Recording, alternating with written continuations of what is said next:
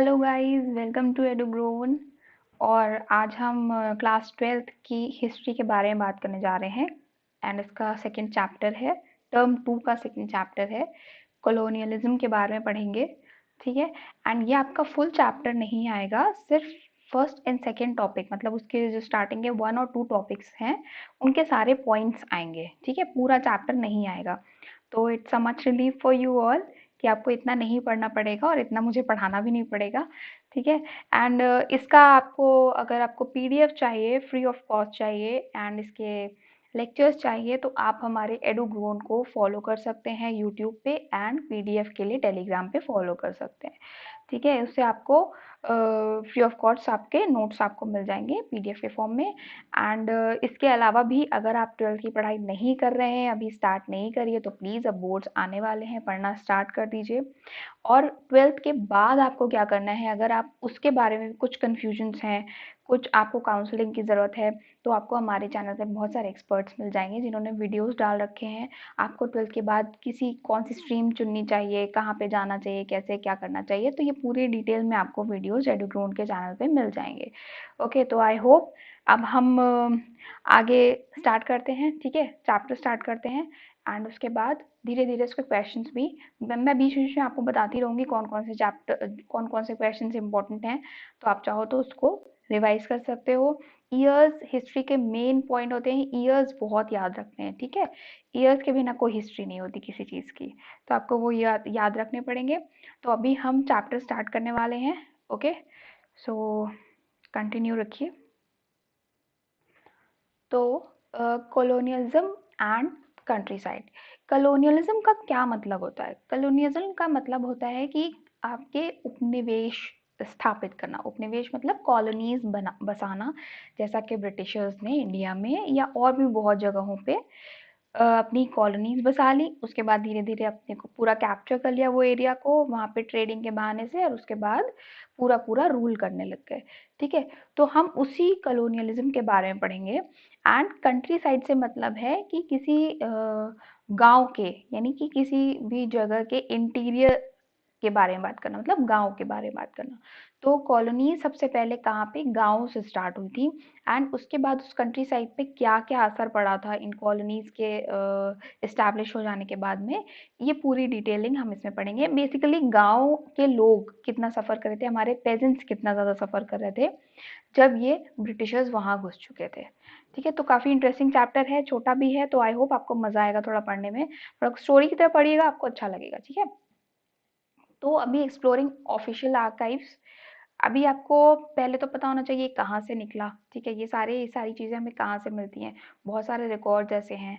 ठीक है, पुराने रिकॉर्ड्स हैं, बहुत चीज़ें ऐसी मिली भी हैं कि जिससे ये ईस्ट इंडिया कंपनी ने किस तरह से एंट्री मारी, और उसके बाद उन्होंने धीरे धीरे अपना राज इंडिया में करने लग गए। ठीक है, in India British rule was first of all established in Bengal.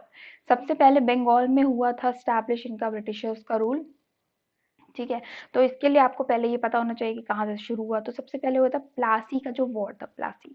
ठीक है, प्लासी का युद्ध। ठीक है, तो ये वॉर जो हुई थी, तो ये प्लासी एक जगह है साउथ मुर्शिदाबाद में। वहाँ पे 22 किलोमीटर्स दूर एक गंगा नदी के किनारे पे एक प्लासी नामक जगह है। ठीक है, वहाँ पे ही ये वॉर हुई थी। किसके बीच में थे? एक तो ब्रिटिशर्स थे, एंड दूसरी तरफ थे आपके सिराजुद्दौला, जो कि बंगाल के नवाब कहे जाते थे। ठीक है, बंगाल के नवाब थे, वो थे सिराजुद्दौला। एंड ये लड़ाई हुई थी 23 जून 1757 को। ठीक, तो जब ये हुआ, ये वॉर हुई, तो उसका रिजल्ट ये निकला कि सिराजुद्दौला हार गए। एंड क्योंकि उनके अंदर ही, मतलब उनके कुछ ऐसे कोर्टियर्स थे जो जिन्होंने उनके अगेंस्ट में खड़े हुए थे, एंड जिन्होंने कॉन्स्पिरेसी के थ्रू ब्रिटिशर्स का साथ दे दिया था। एंड वो दिखा ये रहे थे कि सिराजुद्दौला की तरफ है, बट उन्होंने ब्रिटिशर्स का साथ दिया था, और इस तरह से अपने ही लोगों के धोखे की वजह से सिराजुद्दौला ब्रिटिशर्स से हार गए थे। ठीक है, तो जब अब ब्रिटिशर्स कहाँ थे? बंगाल के अंदर आ चुके थे इस लड़ाई को जीतने के बाद में। तो अब जब ये आ गए, तो ब्रिटिशर्स का काम क्या था कि टैक्स लगा दो, जहाँ पे भी आपको रेवेन्यू चाहिए, पैसा चाहिए, आप टैक्स लगा दो। तो इस तरह से यहाँ से ये स्टोरी शुरू होती है। तो परमानेंट सेटलमेंट, सबसे पहला लैंड रेवेन्यू लिया गया था 1793 में बंगाल के अंदर, ठीक। तो ये जो परमानेंट सेटलमेंट था, इसमें जो पेजेंट्स थे, ये किसानों को उनकी खेती में से, ठीक, जो प्रोड्यूस करते थे उसको बेचने के बाद जो उसका प्रॉफिट आता था, उसमें से एक पर्टिकुलर अमाउंट, जो एक सर्टेन अमाउंट उन्होंने डिसाइड कर लिया था कि इतने इतना अमाउंट आपको हमें देना पड़ेगा, ठीक है। जो प्रॉफिट उनका आ रहा है उतना, मान लो कि वो मतलब 100 रुपए का आ रहा है, तो उसमें से कुछ पोर्शन उनको देना पड़ेगा ब्रिटिशर्स को। ये हो गया, ये सेटलमेंट, ये रेवेन्यू देना था। और ये रेवेन्यू कौन कलेक्ट करेगा? ये जमींदार जमींदार कलेक्ट करेंगे, ठीक है। तो ऐसा ब्रिटिशर्स ने आके टैक्स लगाना, इम्पोज करना स्टार्ट कर दिया था, ठीक है। तो ये परमानेंट सेटलमेंट जब होता है, ये 1793 के समय, गवर्नर जनरल होता है आपका लॉर्ड कॉर्नवालिस। कॉर्नवालिस का नाम याद रखिएगा, पूछा जा सकता है 1 मार्क क्वेश्चन में कि परमानेंट सेटलमेंट के टाइम पे जनरल कौन था वहां पे, तो कॉर्नवालिस था, ठीक है। अब जब कॉर्नवालिस ने ये कहा कि आपको रेवेन्यू देना पड़ेगा, वो क्या करेंगे? कलेक्टर्स कौन बनेंगे? जमींदार बनेंगे। जमींदार कैसे निकलेंगे? कहाँ से कौन चूज करेगा कि जमींदार कौन से होंगे जो कलेक्टर्स बनेंगे? तो उनको ये कहा गया कि जो राजा होते हैं उन्हीं को जमींदार बना देंगे, ठीक है। तो इस तरह से बहुत सारे राजा जो थे, वो ऐसा नहीं था कि वो घर घर जाते थे कलेक्ट करने के लिए रेवेन्यू, ऐसा नहीं था। लेकिन वो लोग के अपने आदमी होते थे जो कि भेजते थे, वहां से रेवेन्यू कलेक्ट करते थे, उसमें से कुछ पोर्शन जो उनका डिसाइडेड होता था वो अपने पास रखते थे, एंड जो बाकी होता था वो अंग्रेजों को दे देते थे, ठीक है। तो इस तरीके से ये काम चला था परमानेंट सेटलमेंट का। एंड एक उसमें कंडीशन ये भी थी कि अगर जो जमींदार हैं वो पेमेंट नहीं ला पाते हैं, ठीक है, पेजेंट से जो प्रॉफिट होता है वो नहीं ला पाते, रेवेन्यू नहीं सबमिट कर पाते हैं, तो उनकी जो प्रॉपर्टी है वो जब्त कर ली जाएगी या फिर उनको ऑक्शन कर दिया जाएगा, उन्हें बेच दिया जाएगा। तो इस वजह से बहुत सारे अभी आप आगे पढ़ोगे कि पहले तो ये परमानेंट सेटलमेंट काफ़ी लोगों को पसंद आया था, ठीक है, उससे बहुत सारा प्रोडक्शन भी बढ़ा था, सब कुछ था, पॉजिटिव था। एंड उसके बाद धीरे धीरे जब ड्रॉट आ जाता है, तो उसके जब ड्रॉट आ जाएगा तो रेवेन्यू कहाँ से किसान देंगे? तो इस वजह से कई जमींदारों की या राजाओं की आप कह दो कि प्रॉपर्टी सीज कर दी गई थी, ठीक। तो इस तरह से स्टार्टिंग होती है। उसके बाद ये जो रेवेन्यू होता है ये एक निश्चित अमाउंट रहता है, ठीक है, सर्टेन अमाउंट होता है। ऐसा नहीं है कि इस साल इतना ले लिया, फिर नेक्स्ट टाइम गए तो और बढ़ा दिया, कम ज़्यादा नहीं है, जो फिक्स्ड अमाउंट है उतना ही देना पड़ेगा, ठीक है। तो इस तरीके से काम चलता था। एंड जब ये कई बार ऐसा भी होता था कि ये कई कई सारे ऐसे रूल आप पढ़ोगे अभी आगे, अभी तो जस्ट स्टार्टिंग है। तो परमानेंट सेटलमेंट के ड्रॉबैक्स क्या क्या थे एंड उसके कॉन्स क्या क्या थे, कॉन्स एंड प्रोज दोनों आपको पता होना चाहिए, ठीक है। तो ये भी एक क्वेश्चन आ सकता है।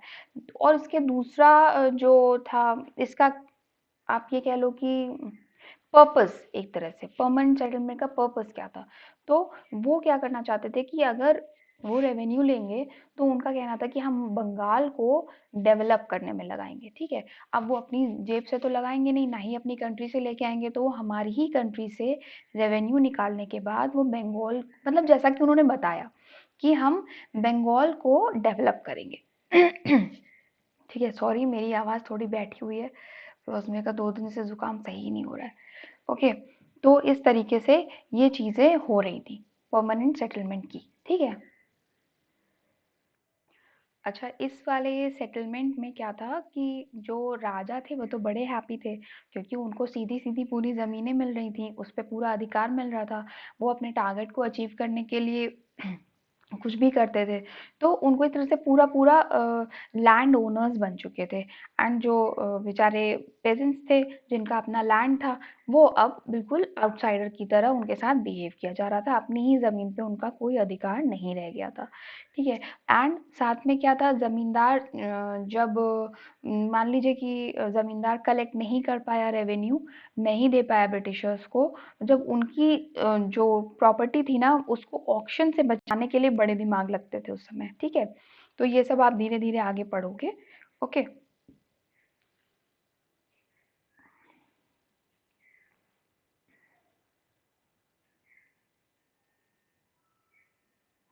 अपनी प्रॉपर्टी को ना सीज़ करने दो, तो इसके लिए या अपनी प्रॉपर्टी को ऑक्शन से बचाने के लिए वो कई सारी ऐसी ट्रिक्स करते थे कि जिससे कि उनकी प्रॉपर्टी बच, और कई बार बचती भी थी, ऐसा नहीं था।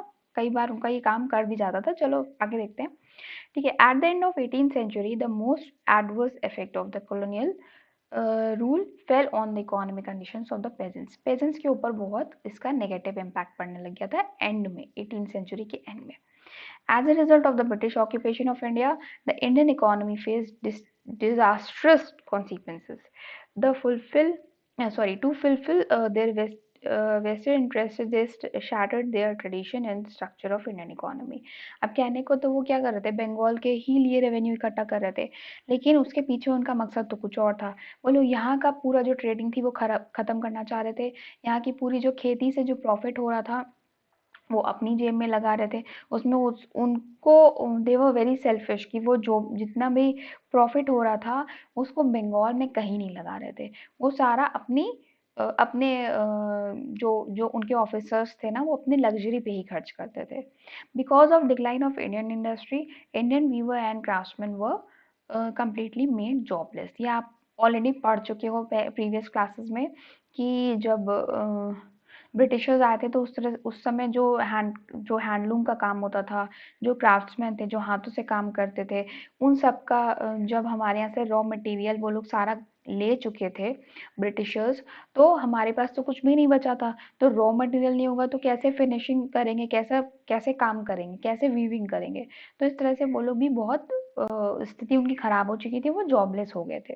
ठीक है, तो इस तरह बहुत सारी ऐसी इंडस्ट्रीज थी जो बिल्कुल डिमोलिश हो गई थी, बिल्कुल खत्म हो चुकी थी। बहुत ज़्यादा गंदे कॉन्सिक्वेंसेस रहे थे इन सब के। तो अब जब उन सब से निकल के आए तो अब पेजेंट्स के ऊपर कई सारे टैक्सेस लग गए थे। ठीक है, तो इस तरह से आप देखोगे।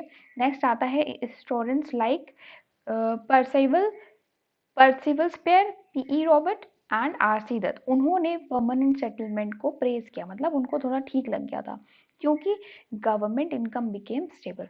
जो गवर्नमेंट की इनकम थी वो स्टेबल हो चुकी थी। अब जब हर अम, साल में या जितने भी ड्यूरेशन उसको उनको बोले जाते हैं तो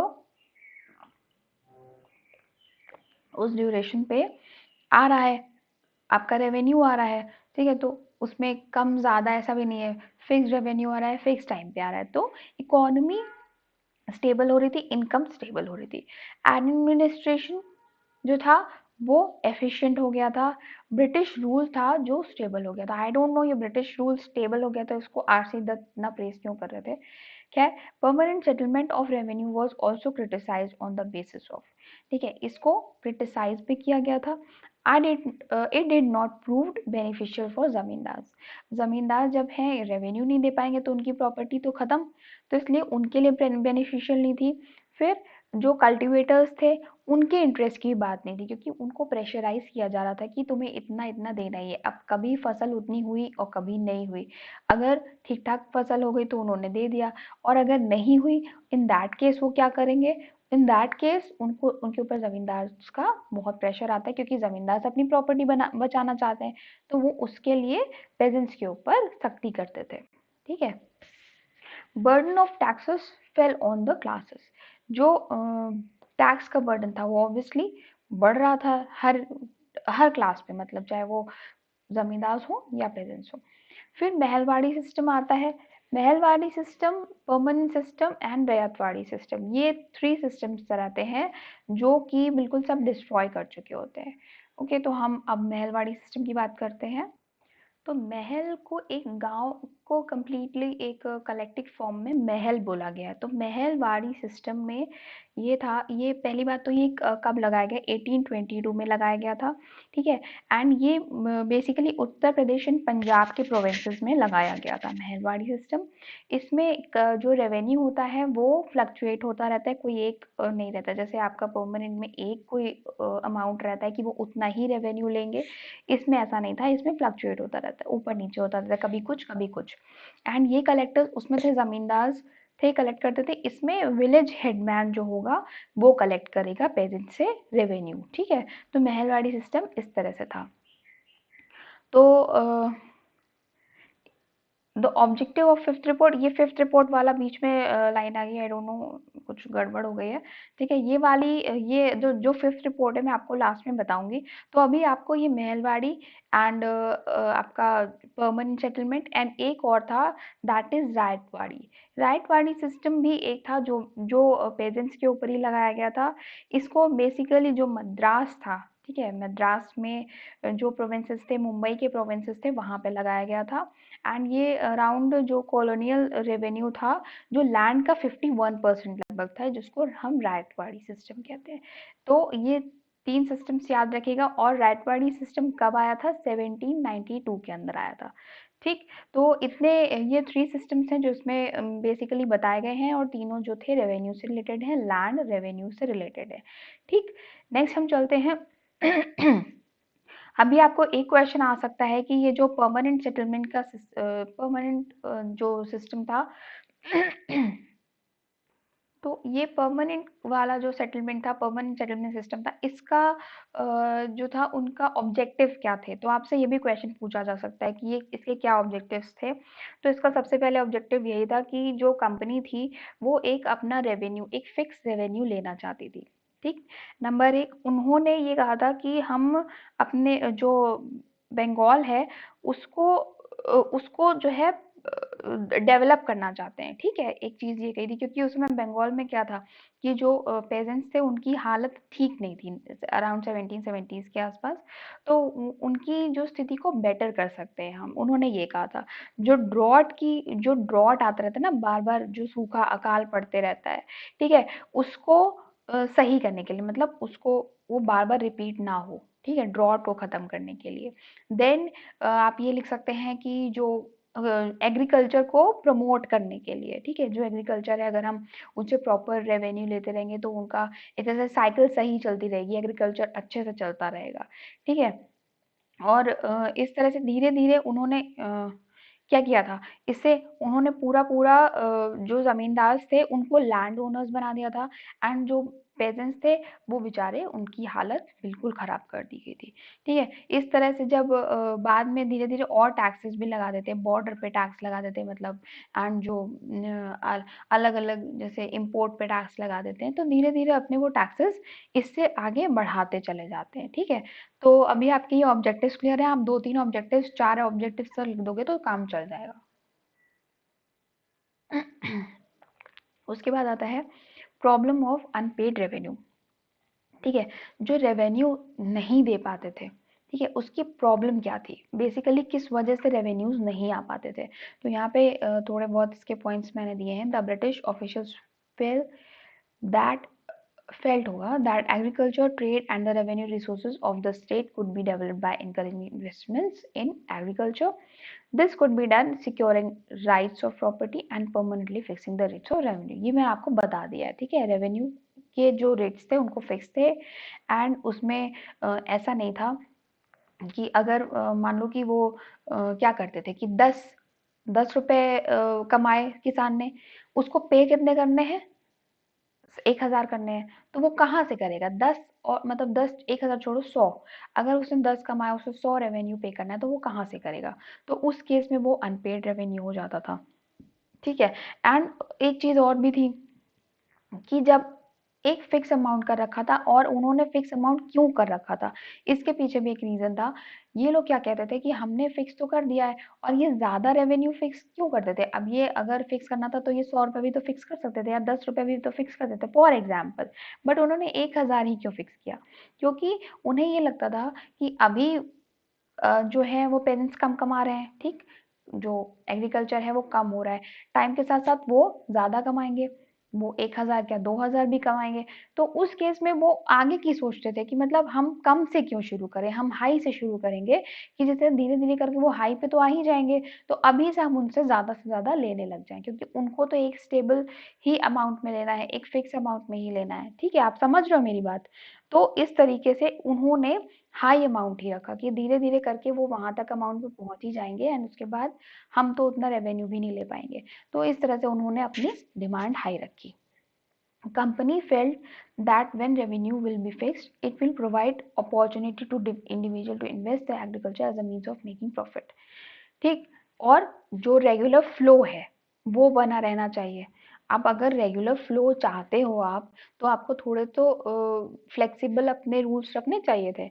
अब आपको फ्लो भी चाहिए और आप फ्लेक्सिबल भी नहीं हो, तो उस केस में किसान क्या कर पाएगा? वो रेवेन्यू पे ही नहीं कर पाएगा, क्योंकि उनके पास कभी सूखा पड़ रहा है, कभी बाढ़ आई जा रही है, कभी कुछ हुआ जा रहा है, कभी कुछ हो जा रहा है, तो उतने उतना प्रॉफिट तो बेचारे किसान को भी नहीं मिल रहा है, तो वो तुम्हें कहाँ से दे देगा? तो इस तरह से रेगुलर फ्लो वाला जो था अश्योरेंस, वो पूरा नहीं हो पाता था एंड रेवेन्यू पे नहीं कर पाते थे। After a prolonged debate amongst company officials, the permanent settlement was made with the Rajas and Talukdars of Bengals. जो राजा थे एंड तालुकदार थे, वो जो बंगाल के थे, उनके बीच में परमानेंट सेटलमेंट जो था अब इनके थ्रू होने लग गया था। मतलब जैसा कि मैंने आपको स्टार्टिंग में बताया कि राजाओं को जमींदार बना देते हैं, ठीक है। तो इस तरह से कंपनी के ऑफिशियल्स ने ये डिसाइड कर लिया। जमींदार had several sometimes even 400 villages under them. अब जमींदार होने का मतलब ये नहीं है कि वो सारे लैंड पे उनका कब्जा हो गया, वो थे तो पेजेंट्स के ही, लेकिन उनपे एक तरह से इतना ज्यादा प्रेशर कर देते थे ये लोग, किसानों को परेशान कर लेते थे कि अल्टीमेटली किसान ही अपना छोड़ देता था उस पे से कि भाई तुम ही रखो, क्योंकि तुमने तो मेरा एकदम जीना हराम कर रखा है। मैं अपने हिसाब से किसान अपना कल्टीवेशन भी नहीं कर पा रहा है, एग्रीकल्चर भी नहीं कर पा रहा है, ठीक। तो इस तरह से जमींदार जो थे बहुत सारे विलेजर्स पे, बहुत सारे लैंड्स पे अपना कब्जा करने लग गए थे। Zamindars collected rent from the different villages, paid the revenue to the company and retain the difference as his income. Zamindar क्या करते थे, या कलेक्शन किया, कलेक्शन में से अपना हिस्सा निकाला एंड उठा के उधर दे दिया। कभी कभी जमींदार ऐसा भी करते थे कि उन्होंने अपना हिस्सा निकाल दिया और उधर बता दिया अंग्रेजों को हमें रेवेन्यू मिला ही नहीं है, तो इस तरह से भी पे नहीं हो पाता था रेवेन्यू। और बाद में जो उसके उसके पास उनके पास अपनी प्रॉपर्टी को भी बचाने का बहुत सारा जरिया था, बहुत सारी ट्रिक्स उन्होंने लगाई थी। ऐसा नहीं है कि वो जाके वहां बता देंगे कि किसान ने हमें रेवेन्यू नहीं दिया, तो हम पैसा तो तुमने रख लिया, और जाके अंग्रेजों को बताया कि हमें किसान ने रेवेन्यू नहीं दिया, तो उसकी भी काट थी कि अब अंग्रेज क्या कर सकते हैं, तुम्हारी प्रॉपर्टी भी ऑक्शन नहीं कर सकते, ठीक है। इसकी भी एक ट्रिक थी, आगे पढ़िएगा, okay. Reasons for non payment by zamindar. अब जमींदार क्यों पेमेंट नहीं करते थे? A number of reasons were responsible for non repayment of the revenue by जमींदार।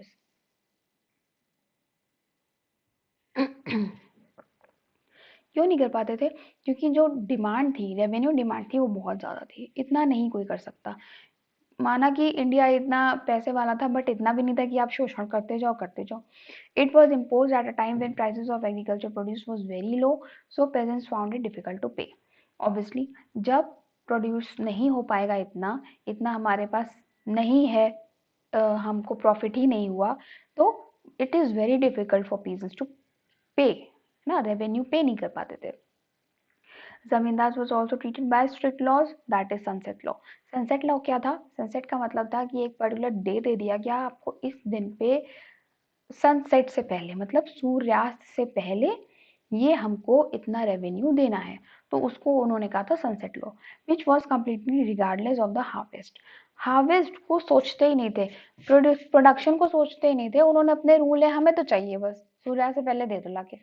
According to this law, zamindars had to pay revenue by sunset of the specified date, otherwise zamindars were liable to auction। जैसा कि मैंने आपको already बता दिया पहले भी कि अपनी प्रॉपर्टी को अगर ऑक्शन से बचाना चाहते हो तो सनसेट के पहले रेवेन्यू कलेक्ट करके उन्हें दे दो। Besides these, permanent settlement and company reduce the power of zamindars. Sometimes riots and village headman जोटेदास deliberately delayed the payment।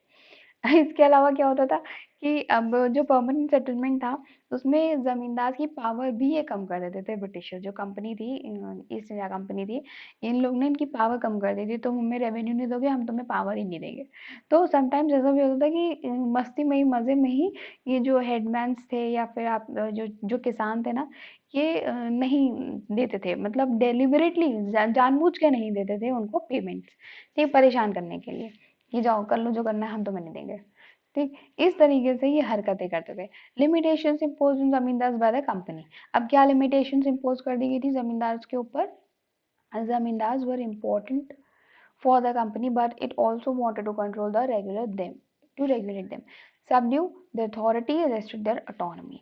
ठीक, ये बहुत इंपॉर्टेंट थे जमींदार इनके लिए, कंपनी के लिए।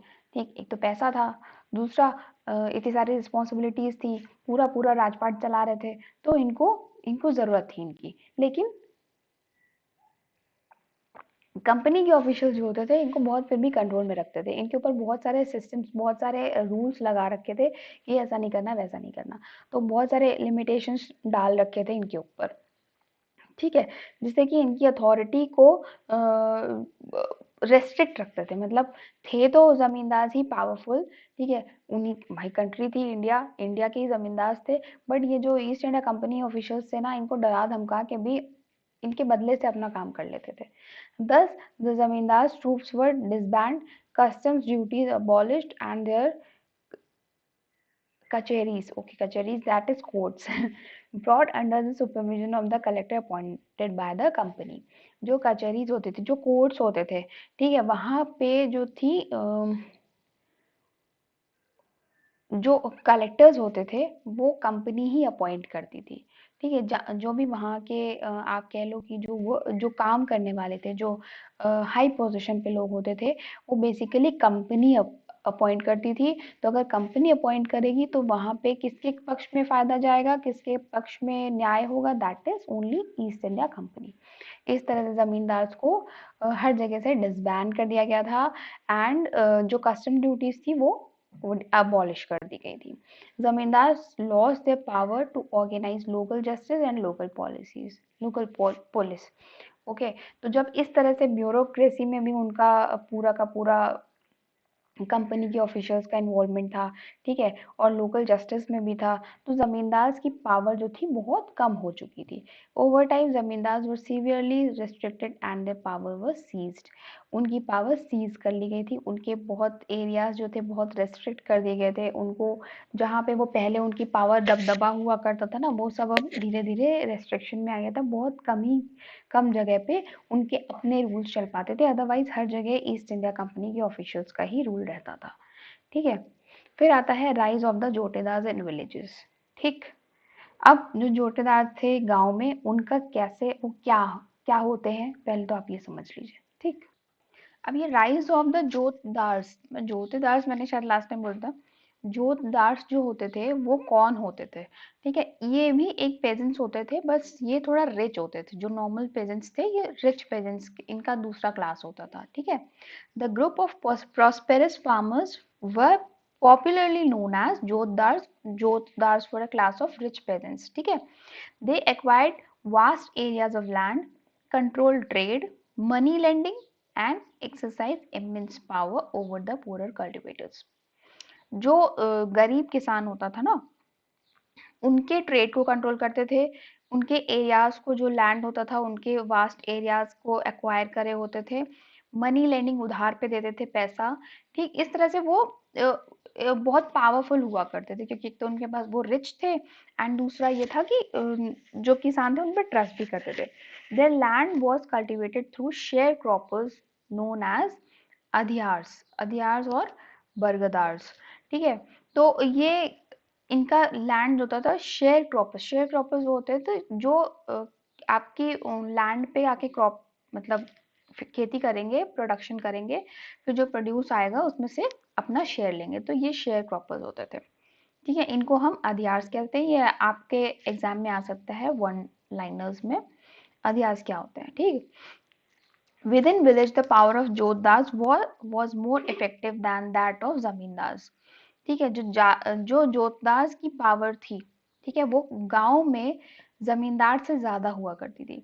दे फायरसली रेजिस्टेड द एफर्ट्स ऑफ जमा टू इंक्रीज द जमा ऑफ विलेज। जमा मतलब जो रेवेन्यू इकट्ठा होता था। ठीक है, तो ये जो थे, and prevented zamindari official from executing their duties. उनकी ड्यूटीज को जो जमींदार के ऑफिशियल्स होते थे, क्योंकि जमींदार जो राजा होता था वो खुद थोड़े ना लेने के लिए उसके ऑफिशियल्स जाते थे, ठीक है। तो उनकी ड्यूटीज को एग्जीक्यूट भी करते थे ये लोग, इनके पास पैसा था, इनके पास पावर थी। Sometimes they also purchase the auction property of zamindar, जो that played an important role in weakening of zamindari system. जो जमींदारी सिस्टम था उसको इन्होंने वीक कर दिया था। कैसे? क्योंकि ये जो जैसे जो जमींदार ना रेवेन्यू नहीं दे पाते थे, तो उनकी जो प्रॉपर्टी ऑक्शंस पे लगी रहती थी ना, तो ये जो जोतदार होते थे ये ऑक्शंस वाली प्रॉपर्टी को खुद परचेज कर लेते थे। वहां पे जब नीलामी होती थी तो ये उसमें अच्छी बोली लगा करके उसको खरीद लेते थे। तो इस तरह से जो जमींदारी सिस्टम था वो बहुत वीक हो चुका था, ठीक।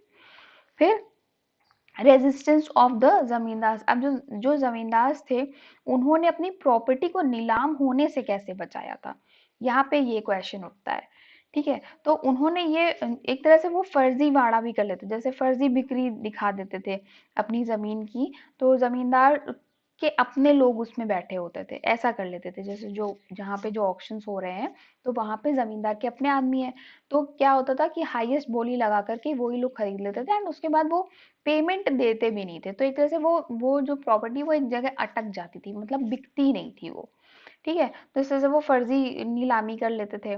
उसके बाद ऐसा होता था कि उस समय ये रूल था कि जो घर की महिलाओं के नाम पे अगर है तो उसे वो जब्त नहीं कर सकते। कौन? कंपनी वाले, ईस्ट इंडिया कंपनी वाले। तो इसके अकॉर्डिंग ये लोग ऐसा करते थे कि जो प्रॉपर्टी है ना वो घर की किसी लेडी के नाम पे कर देते थे, तो इस तरह से वो बच जाती थी। उसके बाद जो जमींदारी के जो नीलामी वाले एजेंट होते थे उनके साथ साठ गांठ कर लेते थे, तो वो एजेंट्स भी नहीं बिकने देते थे। फिर उसके बाद क्या करते थे कि कभी कभी जो जमींदार होते थे ना वो अपने आदमियों से ना बहुत हाई बोली लगवा देते थे। जैसे कि कोई जमीन है लाखों में तो वो करोड़ों में लगवा देते थे, तो वो उससे भी ऑक्शन पे फर्क पड़ता था, ठीक है। फिर अपने जो जमींदार थे वो अपनी जो जमीन होती थी, जो ऑक्शन वाली जमीन होती थी, जो लैंड होता था, उस पे और किसी का कब्जा ही नहीं होने देते थे, ठीक है। तो ये सब चीजें थी। कई बार जो होता था पुराने जो बाहरी लोग होते थे, ठीक है, पुराने नहीं सॉरी, जो बाहरी लोग होते थे उनको इस प्रॉपर्टी में भी एंट्री नहीं मिलती थी। और 1790s के शुरुआत में जो था, जो लैंड ओनर्स थे उनकी स्थिति काफी बेटर हो चुकी थी। तो इस तरह से ये अपने जो that was the resistance of the जमींदार, जो वो ट्रिक्स यूज करते थे, ठीक है। तो आई होप ये चीज आपके क्लियर हो गई होगी। एक इसमें स्टोरी ये थी, लेट मी सी, एक चीज मैंने शायद मिस कर दी है, आई एम सॉरी। या एक जमींदार था, that name was Burdwan, Burdwan या बर्धमान उस समय, मतलब प्रेजेंट डे पे उसको बर्धमान कहेंगे। तो 1797 में इसने इनकी प्रॉपर्टी की, ये जमींदार थे, इनकी प्रॉपर्टी का ऑक्शन था, which was popularly known as grand public event, ठीक है। उस समय जो ऑक्शन था उसको ग्रैंड पब्लिक इवेंट कहा जाता था। तो इसकी ये स्टोरी थी कि जो बर्दवान थे इन्होंने कलेक्शन नहीं कर पाया, रेवेन्यू कलेक्शन नहीं कर पाया, ठीक है। तो इनकी हो गई जो जो संपत्ति थी, जो प्रॉपर्टी थी, उसको करना था नीलाम। अब इन्होंने अपनी जो प्रॉपर्टी थी उसको बचाने के लिए, तो अपनी प्रॉपर्टी को बचाने के लिए ऐसा होता था ना कि विमेन के, अगर आप अपने घर की किसी महिला के नाम पे अगर प्रॉपर्टी कर देते हैं तो वो ऑक्शन रुक जाता है, वो प्रॉपर्टी आप किसी को बेच नहीं सकते। तो यही हुआ कि उन्होंने अपनी माँ के नाम कर दी। राजा जो बर्दवान थे, जो जमींदार थे, उन्होंने अपनी माँ के नाम पे कर दी। तो इससे इसका क्या रिजल्ट हुआ, रेवेन्यू की जो कॉस्ट थी वो बढ़ गई। एंड फिर वो जब ऑक्शन स्टार्ट कराया गया तो जमींदार के अपने ही लोग वहां पे बैठ गए, ठीक है। उस जमींदार के अपने ही लोग वहां पे बैठ गए और ऊंची से ऊंची बोली लगाने लग गए। तो और बाद में जब ऊंची बोली लगा ली तो उसके बाद जो एक्चुअल रकम देनी थी कंपनी के अधिकारियों को, वो उन्होंने नहीं दी और मना कर दिया। तो क्या हो गया, हाथक हार के जो अधिकारी थे, जो कंपनी के जो ऑफिसर्स थे, उन्होंने फिर से उसको ऑक्शन स्टार्ट कर दिया, ठीक है।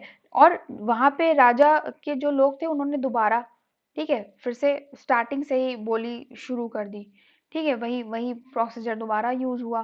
उसके बाद जब ये ऐसा ऐसा बार-बार होता रहा, जैसे जितनी बार हुआ तो उसके बाद पेमेंट नहीं दिया, फिर से उसके बाद बोली लगी, फिर नहीं दिया। तो इस तरह से जो थे वो थक गए एकदम, मतलब जो अंग्रेज़ थे ना, वो ऐसा ऑक्शन कर कर के थक गए। तो अल्टीमेटली हुआ क्या, एज़ अ रिज़ल्ट जो उनकी जो लैंड था, वो राजा को वापस से उन्हें बेचना पड़ा, ठीक है? वो भी कम दामों पे। तो राजा को इस तरह से अपनी प्रॉपर्टी वापस मिल गई। तो ये बर्दवान की स्टोरी थी। ये शायद मैं आपको बताना भूल गई थी, तो ये आप याद रखिएगा। तो ऐसे इस टाइम पे बहुत सारे ऐसे फर्जी फर्जी चीजें हुई थी न, 1793 से लेके 1801 के बीच में बंगाल में करीब 4 बड़े बिजनेसमैन, सॉरी, जमींदार ऐसे थे जिनकी प्रॉपर्टी को पहले ऑक्शन होना था, बट उसके बाद उसकी एक तरह से वो बेनाम खरीद कही जाती है, कि मतलब उसका कोई कोई ओनर नहीं है और उसकी खरीद हो जाती है। तो कम से कम 95% तक ये फेक ऑक्शंस उस समय वहां पे होते थे, ठीक है? अभी हम चलते हैं इसके नेक्स्ट टॉपिक पे, the fifth report and its impact on जमींदार। अब इतने सारे घोटाले घपले और ऊंच नीच एंड ये टैक्सेस के बीच में आती है फिफ्थ रिपोर्ट की एंट्री। इस ये फिफ्थ रिपोर्ट क्या थी, इसका इम्पैक्ट क्या पड़ा था जमींदार के ऊपर, ये हम पढ़ते हैं। It was a fifth of a series of report on administration and activities of East India Company in India. It's it was all about in East India Company कैसे यहाँ पे राज कर रही है, उसकी रिपोर्ट्स थी इस फिफ्थ रिपोर्ट में। It was submitted to the British Parliament in 1813। ठीक, ये जो रिपोर्ट थी, जो पांचवी रिपोर्ट थी, ये 1002 पेजेस की थी और इसमें लगभग 800 से ज्यादा जमींदारों की एंड जो पेजेंट्स थे उनकी प्रॉब्लम्स बताई गई थी। ठीक, British parliament force the company to produce regular report on the administration of India and appointed committees to inquire about the affairs of the company. जो कंपनी थी उसकी मोनोपोली यहाँ पे चल रही थी। तो इस रिपोर्ट में यही बताया गया है कि जो ये रिपोर्ट जब वहां पे गई ब्रिटिश पार्लियामेंट में, तो उन्होंने कंपनी को फोर्स किया था कि आप उसकी एक तो रेगुलर रिपोर्ट हमें भेजेंगे, जो भी आप इंडिया के अंदर कर रहे हैं। तो जब यही रिपोर्ट वहां पे पहुंची तो उसमें कई सारी खामियां दिखाई दी। It became the basis of intense parliamentary debates on the nature of the East India company rule in India. जैसा कि ईस्ट इंडिया कंपनी यहाँ पे आके लूट रही थी, अपनी मोनोपोली बना रखी थी, और यहाँ के जो जो अफसर थे, जो ऑफिशियल्स थे, वो सब बहुत ही माला माल होते चले जा रहे थे, बट उससे प्रॉपर ब्रिटिशर्स को यानी कि ब्रिटेन को कोई फायदा नहीं हो रहा था। तो वहां ब्रिटिश पार्लियामेंट को तो लग गई आग कि एक पर्टिकुलर कंपनी कैसे बैठ के लूट रही है। तो वहां की पार्लियामेंट ने ये चीजें अपनी तरफ से बहुत सारी डिबेट्स होने के बाद में एक लाया था, एक एक्ट लाया था, वो आगे पढ़ेंगे। Fifth report has shaped our conception of what happened in rural Bengal during that period, and evidence contained in the fifth report are very important। जो रूरल बंगाल था, मतलब जो कंट्री साइड थी बंगाल की, उसमें क्या क्या चल रहा था उस टाइम पे जब ईस्ट इंडिया कंपनी ने आकर के अपनी जो था जो टैक्सेस या रेवेन्यूज लेना स्टार्ट किए थे, तो फिफ्थ रिपोर्ट में वो सारी चीजें थी और वहीं के जमींदार और जो पेजेंट्स थे उन्होंने अपनी अर्जियां डाली थी। ठीक है, तो आप यही, अगर आपसे पूछा जाता तो आप यही बताओगे कि जो जितने भी वर्किंग्स थे, जो भी काम होते थे, क्रियाकलाप टाइप वर्ड्स आप यूज कर सकते। तो वो जो चीजें थी, ईस्ट इंडिया यहाँ पे क्या कर रही है, पेजेंट्स का क्या हाल है, जमींदार का क्या हाल है, क्या कहाँ से वो प्रॉफिट ले रही है, कहाँ लगा रही है, ये सब चीजें फिफ्थ रिपोर्ट के अंदर थी इन शॉर्ट। ठीक है, और इसकी अगर आपको पूछे जाए कैरेक्टरिस्टिक्स क्या क्या थी, तो इंडिया में कंपनी का जो मोनोपोली थी उसका इंग्लैंड में विरोध किया गया था। ठीक, और इंग्लैंड के कई सारे पॉलिटिकल जो लीडर्स थे, पॉलिटिकल पार्टीज थी, उन्होंने अब इंटरफेयर करना स्टार्ट कर दिया था। ठीक है, जो प्राइवेट वाले जो बिजनेसमैन थे, उन्हों उनको अट्रैक्शन, उन्होंने जब सुना कि इस तरह से प्रॉफिट मिल रहा है वहाँ पे, इंडिया में बड़े सारे रिसोर्सेज हैं जिनको हम एक्सप्लॉइट कर सकते हैं, तो वो सब यहाँ की तरफ अट्रैक्ट हो गए थे। ठीक है, उसके बाद जो ब्रिटिश पार्लियामेंट थी वहाँ पे बहुत सारे डिबेट्स हुई थी उस रिपोर्ट के बाद में। ठीक है, और ब्रिटिश जो पार्लियामेंट थी उसने वहाँ पे एक तरह से कंट्रोल करने के लिए, ईस्ट इंडिया कंपनी को कंट्रोल करने के लिए 1773 में रेगुलेटिंग एक्ट पास किया था। ठीक है। इसमें क्या था, संसद के जो पार्लियामेंट थी ना, ब्रिटेन की पार्लियामेंट थी, उसने कंपनी को रेगुलर अपनी रिपोर्ट्स भेजने के लिए एक तरह से बाउंड किया था कि अगर तुम्हें रूल करना है तो तुम्हें हमें अपनी सारी रिपोर्ट्स भेजनी पड़ेगी। तो ये था रेगुलेटिंग एक्ट। ठीक है। अब हम पढ़ेंगे कि इसका जो जो रिपोर्ट्स थी, जो फिफ्थ रिपोर्ट थी, इसका क्या क्या ऑपोजिशन के बारे में, मतलब इसको कैसे कैसे अपोज किया गया था। तो ये एक ऐसी रिपोर्ट थी जिसमें ईस्ट इंडिया कंपनी का सारा मतलब चिट्ठा था कि वो कैसे कैसे रूल करे यहाँ पे। तो यहाँ पे जो इंडिया में बंगाल में ये कंपनी थी, तो उसमें उसने जो था यहाँ के जमींदार को बिल्कुल डिग्रेडेशन हो गया था, वो चाहे जमींदार हो या पेजेंट्स हो, ये सबका नए नए हथकंडे यूज कर करके उसने अपना तो प्रॉफिट किया था, मगर जो यहाँ के जमींदार थे, जो पेजेंट्स थे, ठीक है, एग्रीकल्चर था, उसको बिल्कुल नीचे गिरा दिया था, उनका डाउनफॉल हो गया था। तो इस वजह से वहां पे बहुत डिबेट्स हुई थी, बहुत विवाद एक तरह से हो गया था इसके बारे में। ठीक है। और जो कंपनी के लोग थे, उनके अगेंस्ट में ब्रिटेन में बहुत गुस्सा हो गया था कि वो एक मतलब गुस्सा इसलिए नहीं था कि वो एक्सप्लॉइट कर रहे हैं, अकेले एक्सप्लॉइट कर रहे हैं, इस चीज का गुस्सा हुआ था। ठीक है। तो ये सब सारी चीजें थी जिसका जो था ब्रिटेन में एक तरह से हाहाकार मच गया था फिफ्थ रिपोर्ट के आने के बाद ब्रिटिश पार्लियामेंट के अंदर। ओके। तो फिर अब हम इसको थोड़ा सा रीड कर लेते हैं। ठीक है। British parliament force the company to produce regular report. ठीक, ये हम जान चुके हैं। It became the basis of the intense parliament debates on the nature of East India company rule in India. Fifth report has shaped our conception of what happened in rural Bengal during that period. Evidence contained in the fifth report are very important. ठीक है। तो ये fifth report में overall चीजें थी जो कि आपका ब्रिटिशर्स या ईस्ट इंडिया कंपनी के ऑफिशियल्स वहां पे ब्रिटिश पार्लियामेंट में भेजते थे सारी चीजें। ठीक। आई होप ये आपको पॉइंट क्लियर हो गया होगा। देन आता है the accounts of Buchanan. Buchanan कौन थे? ब्यूकनन एक फ्रांसिस ब्यूकनन जिनका नाम है। ठीक है। ये एक फिजिशियन थे। ठीक, ये इंडिया आते हैं। Undertook detail surveys of the areas under the jurisdiction of the British east India company. British east India company को एक तरह से उसको देखने के लिए, सर्वे करने के लिए आते हैं, ब्रिटेन से भेजे जाते हैं। ठीक। फिर इनकी जर्नी बहुत वैसी है, मतलब ये एक तो he was very fond of animals, मतलब उनको जो एनिमल्स थे वो बहुत उनको पसंद करते होते हैं। ठीक है। Was sponsored by the company and it was plan according to its needs. जो कंपनी थी, ठीक है, उसी के मतलब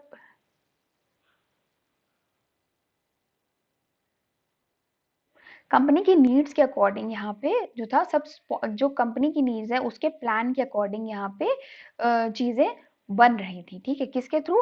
ब्यूकनन के through. He had specified instruction about what he had to look for and what he had to record.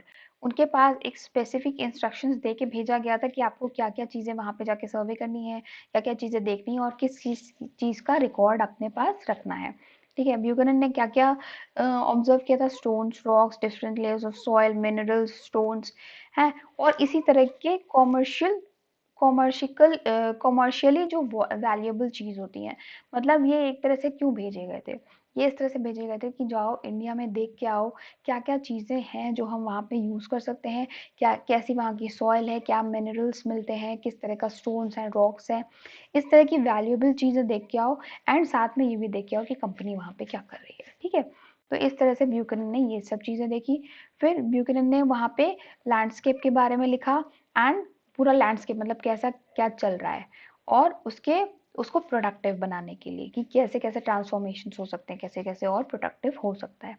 His assessments were shaped by commercial interests of the company and modern Western notions of the constituted programs progress. He was critical of lifestyles of forest dwellers. मैं आपको बताया वो animal से थोड़ा ज़्यादा मतलब उनका लगाव था, और जब वो यहाँ पे आते हैं तो उसमें बहुत सारे सर्वेस करते हैं, बहुत सारी रिसर्चेस करते हैं, एंड बहुत सारे मिनरल्स एंड सॉइल्स की रिपोर्ट्स बनाते हैं according to what East India company, and वहाँ पे जाके भेजते हैं। तो ये था फ्रांसिस ब्यूकनन का की एंट्री एंड उनके वर्किंग्स। ठीक है, तो आपको सिर्फ यहीं तक पढ़ना है, यहीं तक के क्वेश्चन आंसर आएंगे। हाफ है आपका, बिल्कुल चैप्टर पूरा नहीं है। ठीक है, 2 मैं आपको स्टार्टिंग में बता देता हूँ, 1 एंड 2 दो आपके रहेंगे मेन पॉइंट्स, मेन टॉपिक्स। उसके अंदर के जो टॉपिक्स हैं 1.1 1.2 ऐसे करके जितने हैं वो आपको पढ़ने हैं। ठीक, यहाँ से मैंने आपको सारी चीज़ें क्लियर कर दी हैं जितनी आपके सिलेबस में है। फिर क्वेश्चन आंसर में भी डिस्कशन होगा, दैट इज बाद में होगा। एंड अभी आई होप आपको चीज़ें क्लियर हो गई होंगी, समझ में आ गई होंगी। कहीं कुछ नहीं समझ में आता है तो आप बिंदास पूछ सकते हैं। ठीक है, तब तक पढ़ते रहिए और नेक्स्ट वीडियो का वेट करते रहिए, और हमारे चैनल को सब्सक्राइब करिए, अपने फ्रेंड्स के साथ शेयर करिए, आपको बहुत यूजफुल रहेगा। आई एम श्योर आपको अच्छा लगेगा हमारे चैनल का कंटेंट। ठीक है, तो अभी नेक्स्ट टाइम हम फिर मिलते हैं नेक्स्ट वीडियो के साथ। Thank you so much, all the best.